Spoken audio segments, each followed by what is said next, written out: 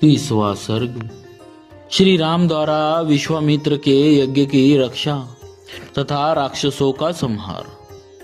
तदनंतर देश और काल को जानने वाले शत्रु दमन राजकुमार श्री राम और लक्ष्मण, जो देश और काल के अनुसार बोलने योग्य वचन के मर्मज्ञ थे, कौशिक मुनि से इस प्रकार बोले। भगवान, हम दोनों यह सुनना चाहते हैं कि किस समय उन दोनों निशाचरों का आक्रमण होता है, जबकि हमें उन दोनों को यज्ञ भूमि में आने से रोकना है। कहीं ऐसा न हो असावधानी में ही वह समय हाथ से निकल जाए, अतः उसे बता दीजिए। ऐसी बात कहकर युद्ध की इच्छा से उतावले हुए उन दोनों कुकुत्स्यवंशी राजकुमारों की ओर देखकर वे सब मुनि बड़े प्रसन्न हुए और उन दोनों बंधुओं की भूरी भूरी प्रशंसा करने लगे। वे बोले, हे मुनिवर, विश्वामित्र जी यज्ञ की दीक्षा ले चुके हैं, अतः अब मौन रहेंगे। आप दोनों रघुवंशी वीर सावधान होकर आज से 6 रातों तक इनके यज्ञ की रक्षा करते रहे।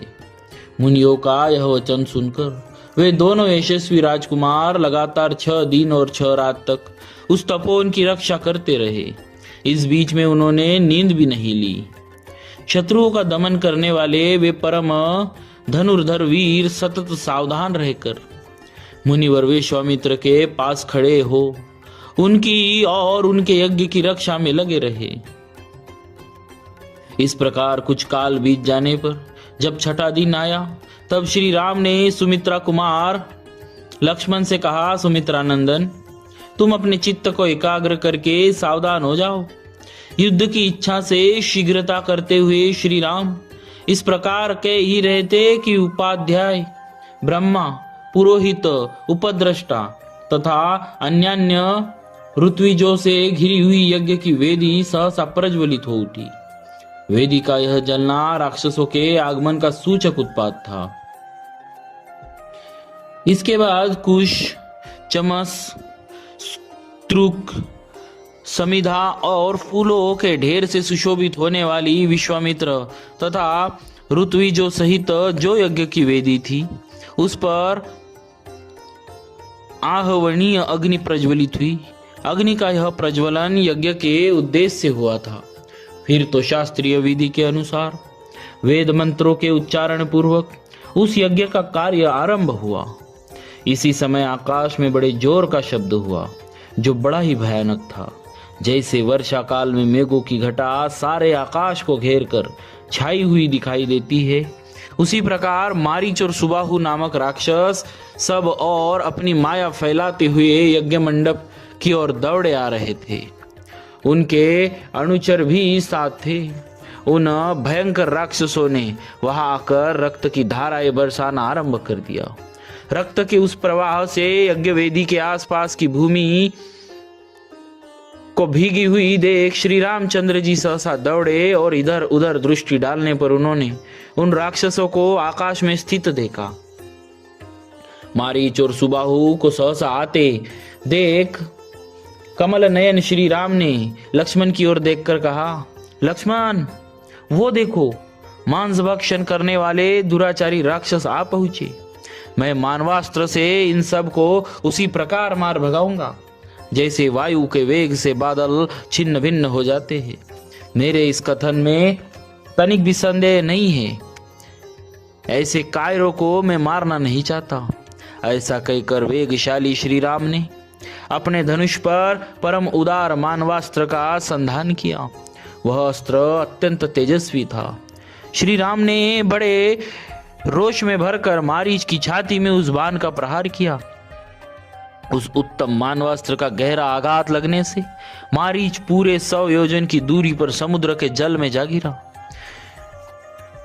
क्षितिशु नामक मानवास्त्र से पीड़ित हो मारीच अचेत सा होकर चक्कर काटता हुआ दूर चला जा रहा है।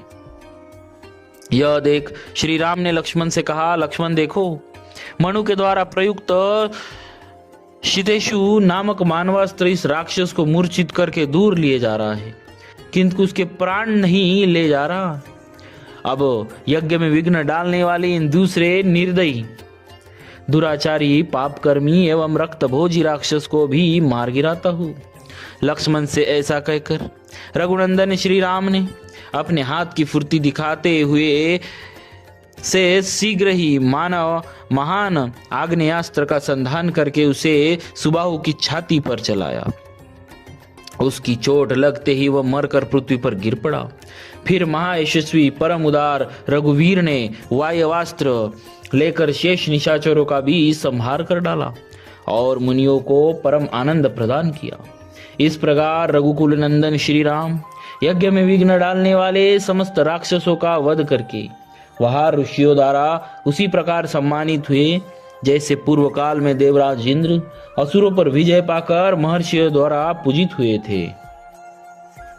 यज्ञ समाप्त होने पर महामुनि विश्वामित्र ने संपूर्ण दिशाओं को विघ्न बाधाओं से रहित देख श्री रामचंद्र जी से कहा, गुरु की आज्ञा का पूर्ण रूप से पालन किया। तुमने गुरु की आज्ञा का पूर्ण रूप से पालन किया। महायशस्वी वीर, तुमने इस सिद्धाश्रम का नाम सार्थक कर दिया। इस प्रकार श्री रामचंद्र जी की प्रशंसा करके मुनि ने उन दोनों भाइयों के साथ संध्योपासना की। महाभाव,